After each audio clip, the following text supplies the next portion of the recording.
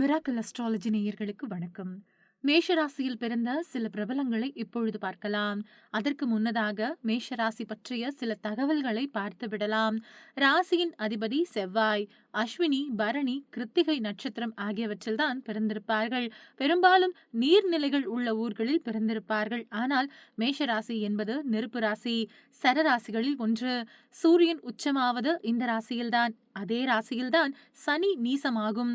அஸ்வினி மற்றும் பரணி நட்சத்திரங்களில் பிறந்தவர்களுக்கு சுக்கிர திசை வரும் வாய்ப்பு உண்டு. ஆனால் கிருத்திகை நட்சத்திரத்தில் பிறந்தவர்களுக்கு மட்டும் சுக்கிரன் திசை வராது. ஆனால் இவர்களுக்கு யோகம் தரும் குரு திசை வரும் வாய்ப்பு உண்டு. இவர்கள் முடிந்தவரை சிவன் கோவில் சென்று வழிபாடு செய்து வந்தால் பல நன்மைகள் கிடைக்கும். ஆண் ராசி என்றும் ஒற்றைப்படை ராசி என்றும் சொல்லப்படுவது உண்டு. இவர்களுக்கு சூரியன், சந்திரன், செவ்வாய், குரு ஆகியவை நன்மை தரும் கிரகங்கள் வரிசையில் உண்டு.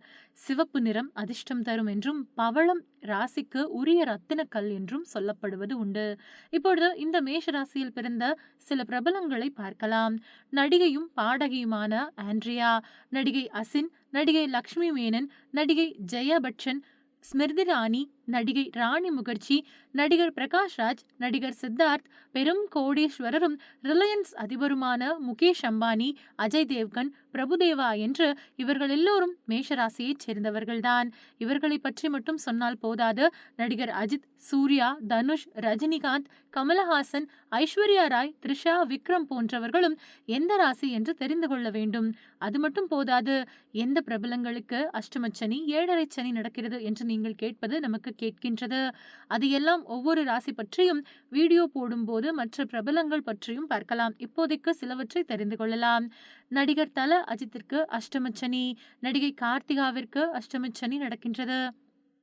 ரஜினிகாந்த், தனுஷ், கமலஹாசன், விக்ரம் ஆகிய பிரபலங்களுக்கு ஏழரை சனி நடக்கின்றது. மீண்டும் மற்றொரு ஜோதிட வீடியோவில் சந்திக்கலாம். அதில் மற்ற பிரபலங்கள் பற்றியும் பார்க்கலாம். அதுவரை இணைந்திருங்கள். நன்றி, வணக்கம்.